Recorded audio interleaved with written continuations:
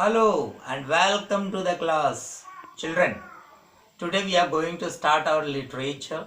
That means first book of class 12, that is Flamingo.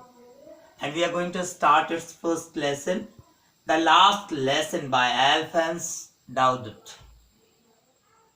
Now, this lesson was written by Alphonse Daudet during the Franco-Persian War, that means in 1870-71. Let us know something related to Alphonse Daudet. He was a French novelist and a short story writer. Now, before we come to know about this lesson, we shall know the theme of this lesson. What is its theme? First, when war between two countries take place, then what impact is left over the people of those countries? Secondly, if the language of that country is changed, what type of feeling comes in any individual's heart? So, now we are going to start the lesson. This story starts with a lad named Franz. ये story एक लड़के से शुरू होती है जिसका नाम France है. He was not willing to go to school. In starting उसका मन नहीं कर रहा था स्कूल जाने का शुरू में, because his teacher M. Hamel was scheduled to ask him some of the related questions of participles and he has not gone through it properly. Participles के ऊपर आधारित क्वेश्चन पूछने वाले थे एम हेमल, लेकिन उसकी तैयारी नहीं थी एंड इसलिए वो अनिच्छा थी उसकी, वो स्कूल नहीं जाना चाहता था. लेकिन अपने आप को रोक नहीं पाया, वो स्कूल के लिए फिर तैयार होने लगा. स्कूल जब वो चला तो कुछ लेट हो चुका था. बाहर 100 मील के पीछे जो विजेता देश थी उनके सिपाही ड्रिल कर रहे थे, अभ्यास कर रहे थे. बाग बगीचों में सूरज पूरे तरीके से आ गया था, चिड़ियों की चर्पिंग सुनाई दे रही थी, चहचहाना उनका सुन रहा था, वो बेहद मनमोहक था. He was willing firstly to just stay over there, but he didn't stop himself and proceeded towards school. वो उसने अपने मन को मनाया, स्कूल की तरफ चल दिया. आगे एक बुलेटिन बोर्ड था जो विगत वर्षों से गंदी गंदी खबरें, बुरी खबरें भेजा करता था. उसी से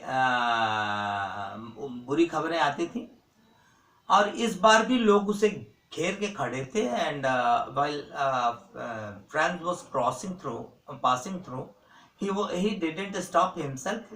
He was he had his sight toward that bulletin board and he started running, thinking that he was late.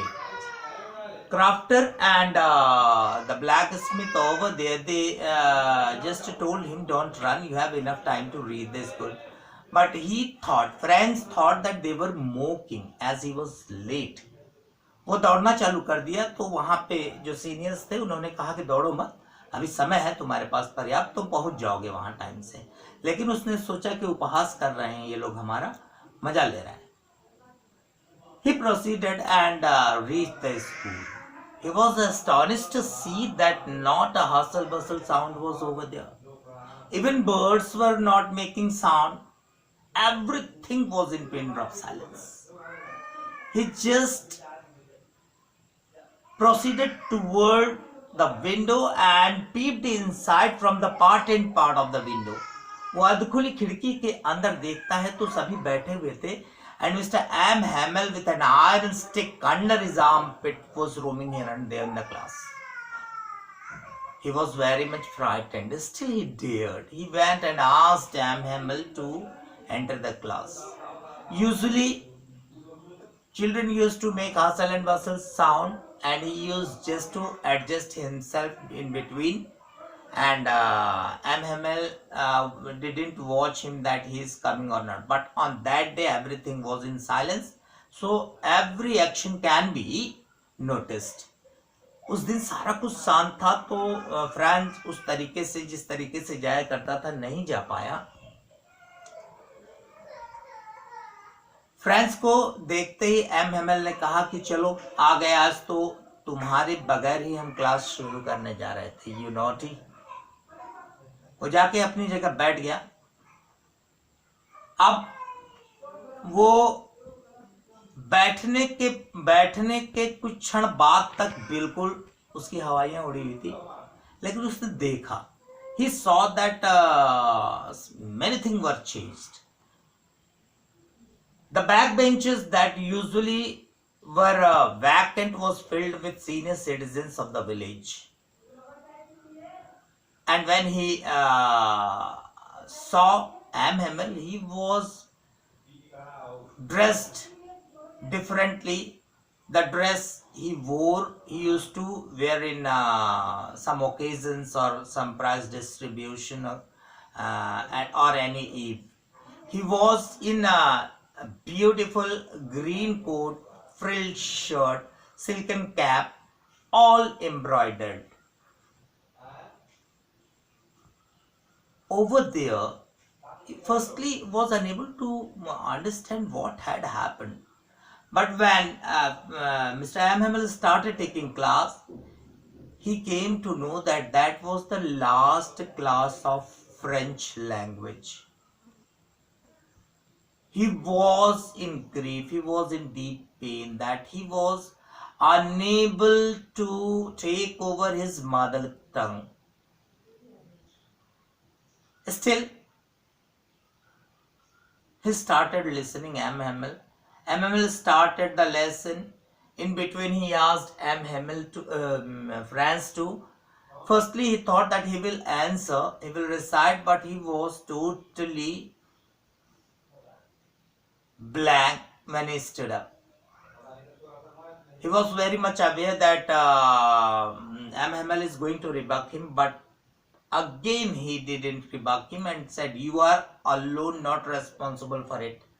तुम अकेले इसके जिम्मेदार नहीं हो. Your guardians are responsible for it, who used to send you for some work so that you would earn and help the family in mobilization.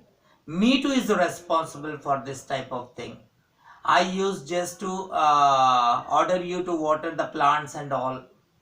Whenever I was in mood to go for fishing, I used to say that, okay, go your home, I'm going for fishing and all. So we people are, I'm also responsible." Later on, he distributed some of the copies to be written. In between, when France came to know that when Franco-Prussian War took place, where France was defeated by Persian, and an order from Berlin had come that in the schools of Alsace and Lorraine, these were districts of Prussia, France. So in the schools of Alsace and Lorraine, French language was not going to be taught anymore, and it was German going to be introduced over there. So he said that German new teacher will approach by tomorrow, and from tomorrow onward you are going to learn German. So it is last French class. He gave some work, some history work to everyone on that beautiful copies distributed by M. Hamel. That it seemed that in that copy, Alsace-Lorraine, Alsace-Lorraine, Alsace-Lorraine, it had been written over there. They showed the deep faith toward any language in any human being. Not a single noise was coming except of those peasants' voice, because he was totally free. He was totally free to just generate voice. He was not human. So some of the noise of trunk and something was coming from upside where M. Hamill's sister was packing because they had to leave on that day. So I was toward M. Hamel, and M. Hamel was just uh, grabbing each and everything made by him, because he had been working in the schools of Alsace and Lorraine since previous 40 years. So he was grabbing those vine, those orchard, those trees and all, every such thing. He was trying to grab it. So finally, the clock of the church rung, the drilling ended, the soldiers started returning toward their barracks, and that was time for us also to depart. M. Himmel wanted to say something, but he was unable to express himself. So he just turned toward the blackboard and wrote, "Vive la France."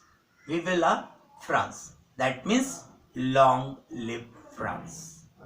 With it, he just indicated with his hand on that blackboard to depart. This is the end of this lesson. Hope you would have understand the entire thing easily. So this is all for today. Thank you.